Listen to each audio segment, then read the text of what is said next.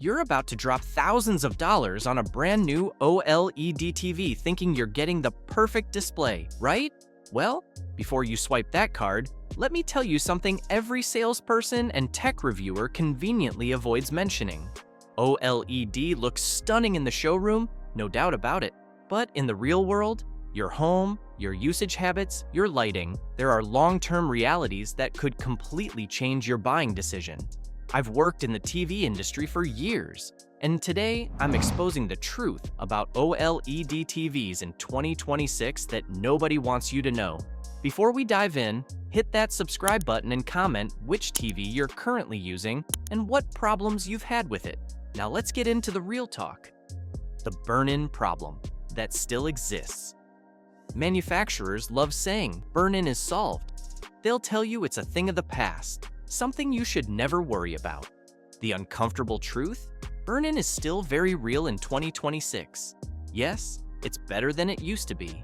Yes, pixel shifting, pixel refresh cycles, and automatic dimming reduce the risk. But the core problem hasn't disappeared, it's just been delayed. Here's how burn-in really works. OLED screens use organic materials that light up when electricity passes through them.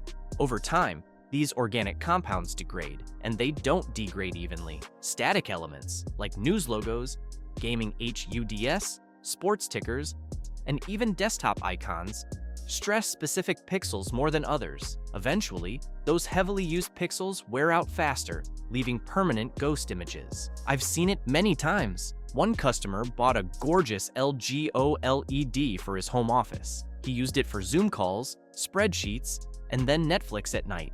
2 years later, he had a permanent shadow of his Windows taskbar visible during dark scenes. The TV cost him $2,500, and the damage was permanent.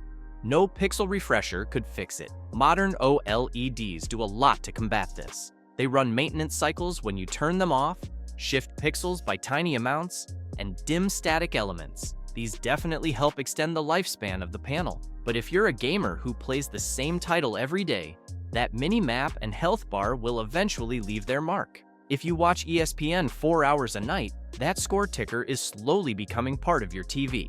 If you use your OLED as a computer monitor, you're basically rolling the dice with an expensive display. Typical lifespan before noticeable burn-in? Anywhere from 3 to 7 years, depending on usage. Not terrible, but nowhere near the 10 to 15 years you'd expect from a premium television.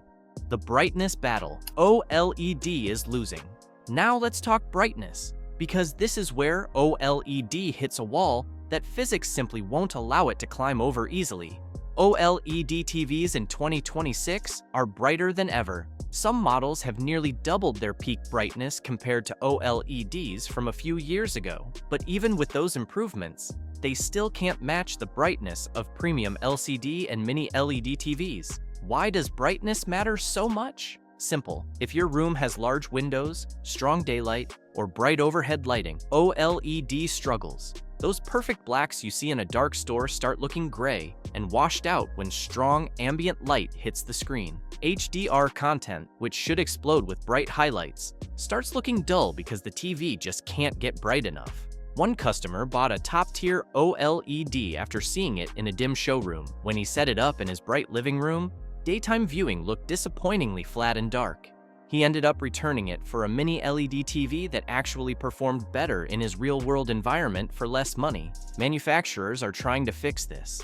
LG's new tandem OLED technology stacks 2 light-emitting layers to improve brightness efficiency. It's clever, but it's still expensive and not widely available. And even with those improvements, OLED pixels create their own light. Pushing them brighter means wearing them down faster.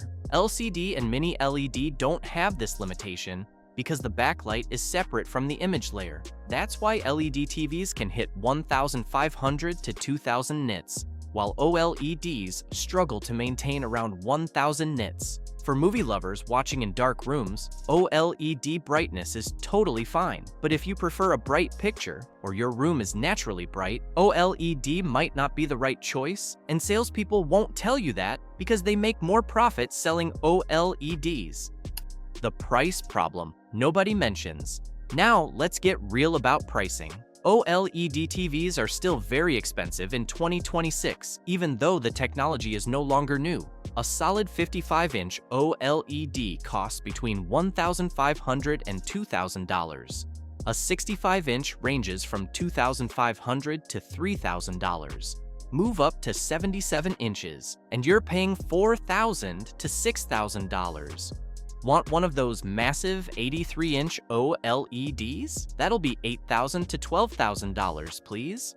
And here's what makes that pricing frustrating.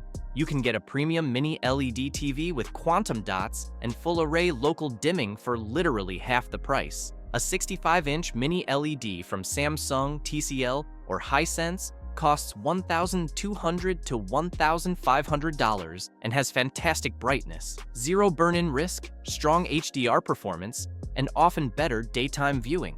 OLED manufacturing is the main reason prices stay high. OLED panels are harder to produce and have lower yields. Larger panels fail quality checks more often, so they cost much more to manufacture. That's why screen size dramatically impacts the price. It's also why you don't see many OLEDs above 77 inches.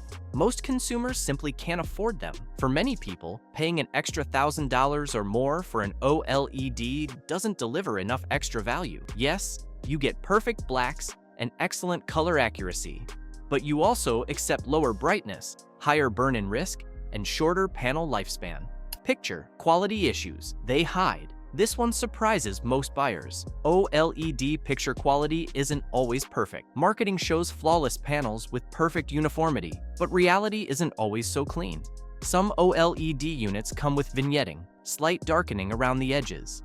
Others have subtle color tinting or banding in darker scenes. This is known as the panel lottery. The organic materials in OLEDs make it harder to achieve flawless uniformity across every unit. Even high-end OLEDs can have minor imperfections you may only notice during dark scenes or on test patterns. Most viewers will never see it, but videophiles who obsess over perfect screens absolutely will. The good news is that even with these minor issues, OLED still produces some of the best overall image quality on the market. Per pixel lighting gives contrast and detail that LEDs simply can't match in dark scenes.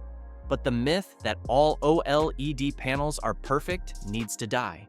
So, who should actually buy OLED in 2026? Despite everything I've said, OLED is still fantastic. For the right buyer, you should consider OLED if you mostly watch content in a dark or dim room. If you're a movie lover who cares about seeing exactly what the director intended, OLED is unbeatable. If you mostly watch high-quality streaming or Blu-ray content, not cable channels with static logos, you'll probably never face burn-in.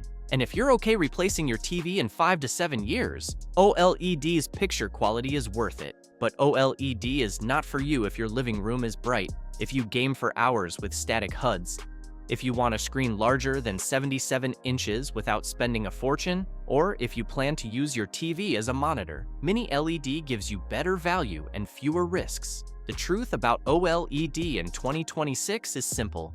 It's amazing technology with real-world limitations. The picture is stunning, the blacks are unmatched, and movies look incredible. But burn-in is still a risk. Brightness can't match LED, prices are high, and uniformity isn't always perfect. OLEDs shine when used correctly, but you must know what you're buying. If this breakdown helped you, smash that like button and subscribe for more honest tech content. Comment below.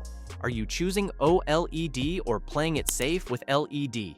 Thanks for watching, and stay tuned for the next video where we expose the truth about QLED TVs that Samsung doesn't want you to know.